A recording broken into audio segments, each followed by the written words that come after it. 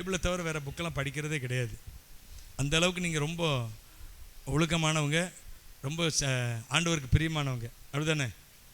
யோனத்தான் Edwards என்பவர் அவர் பெரிய ஒரு ஊழியக்காரர். அவர் இங்கிலாந்தை சேர்ந்தவர் நினைக்கிறேன்.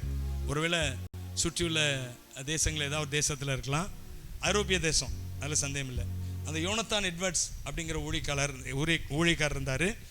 அவர் வாழ்ந்த அதே நாட்களில் மேக்ஸ் ஜுக்ஸ் அப்படிங்கிற ஒரு மனுஷன் இருந்தார். இவர் நல்ல பக்தி உள்ளவர். யோனத்தான் எட்வர்ட்ஸ் யாரோ அதை சர்வே எடுத்து போட்டிருக்கிறாங்க.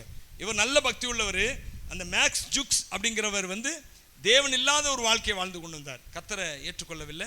கிறிஸ்டியன் தான், அவங்கெல்லாம் நாமினல் கிறிஸ்டின், பேர் கிறிஸ்தவர்கள். அப்படி வாழ்ந்துட்டு வந்தாங்க. ஒரு பக்தியற்ற பெண்ணோடு வாழ்ந்தாராம் அந்த மேக்ஸ் ஜுக்ஸ் அப்படிங்கிறவர்.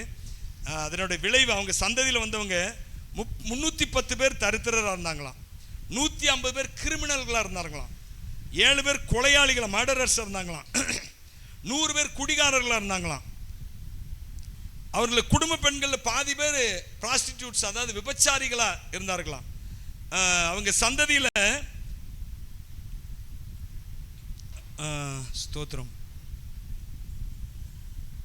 அவங்க சந்ததியில் 540 பேருக்கு அதிகமாக அநேக $1 மில்லியன் நஷ்டத்தில் இருந்தார்களாம். இது தேவன் இல்லாத ஒரு வாழ்க்கை வாழ்ந்த, தேவனோடு ஒட்டி வாழாத, தேவன் அற்ற வாழ்க்கை வாழ்ந்த ஒரு மனுஷன். பேர் என்ன பேர் சொன்ன?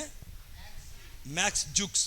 அவர் அதே காலகட்டத்தில் தான் யோனத்தான் எட்வர்ட்ஸ் அப்படிங்கிற ஒரு தேவ ஊழியர். அவர் பெரிய உலக ஃபேமஸ் யோனத்தான் எட்வர்ட்ஸ் ஊழியக்காரர். அவர் தெய்வ பயமுள்ள ஒரு பெண்ணை மணந்தாராம்.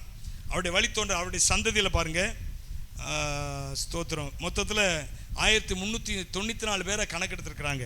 அதில் 13 பேர் பல்கலைக்கழகத்தில் டைரக்டர்ஸ் தான், 65 பேர் காலேஜ் ப்ரொஃபஸர்ஸ், 3 பேர் USA செனட்டர்ஸ்னால் அந்த அமைச்சரவைன்னு சொல்லுவாங்க அமெரிக்காவில், அந்த செனட்டர்ஸ், 30 பேர் ஜட்ஜு நீதிபதிகள், 30 பேர், 100 பேர் லாயர் வக்கீல்கள், 60 பேர் டாக்டர்ஸ், 75 பேர் தரைப்படை கப்பற்படை அதிகாரிகள், 60 பேர் எழுத்தாளர்கள், 100 பேர் தேவனுடைய ஊழியக்காரர்கள் மிஷினரிகள், ஒருத்தர் உதவி ஜனாதிபதியாக இருந்திருக்கிறார் அவர் சந்ததியில் வந்த ஒருத்தர், 80 பேர் அரசு அதிகாரிகள், 295 பேர் பட்டதாரிகள், சிலர் மாநிலத்தில், ஒரு சில மாநிலங்களில் கவர்னர்லாம் இருந்திருக்கிறாங்க, சிலர் வெளிநாட்டு தூதர்கள் அம்பாசடர்ஸ் சொல்லுவாங்க, வெளிநாட்டு தூதர்லாம் இருந்திருக்கிறாங்க.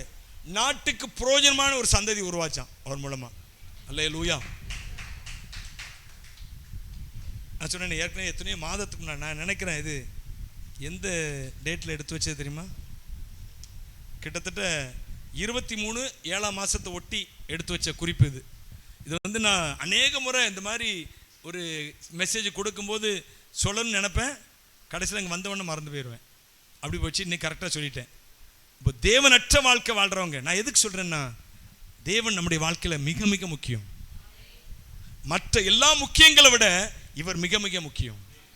சொல்லுங்க, மற்ற எல்லா முக்கியங்களை விட இவர் மிக மிக முக்கியம். எங்க உங்களுடைய இந்த தேவனோடு கூட உடைய வாழ்க்கை இது உங்களோட முடிய போறதில்ல, உங்கள் சந்ததியில் எப்படி கொண்டு வந்திருக்கு பாருங்க. யோசித்து பாருங்க, எப்படி கொண்டு வந்திருக்கு பாருங்க. 1394 பேர், பெரிய பெரிய பதவிகள், எல்லாருமே. உங்க சந்ததி அப்படி மாறும். கர்த்தர் பெரியவர்களாய் மாற்றுவார். ஆமென் சொல்லுங்க, ஆமென் சொல்லுங்க. உங்க பிள்ளைகள்லாம் அப்படி மாறணும், உங்க பிள்ளைகளின் பிள்ளைகள்லாம் அப்படி மாறணும். அப்படி உங்க சந்ததி எல்லாம் அப்படி இதுவரை கிரிமினல்களா இருந்திருக்கலாம், இதுவரை தவறானவைகளே யோசித்தவர்களா இருந்திருக்கலாம், இதுவரை கொலை பண்ணவர்களா இருந்திருக்கலாம், கெட்ட பழக்க வழக்கங்களுக்கு அடிமையானவர்களா இருந்திருக்கலாம். ஆனா நீங்க கர்த்தரை பிடிங்க. பக்கத்தில் கை கொடுத்து சொல்லுங்க, நீங்க கர்த்தரை பிடிங்க. நீங்க கர்த்தரை மிக மிக முக்கியமானவரை மாற்றுங்க. உங்க சந்ததி எல்லாம் ஆசீர்வாதமான சந்ததியா மாறிடும். அல்லேலூயா, பிரைஸ் தி லார்ட், அல்லேலூயா.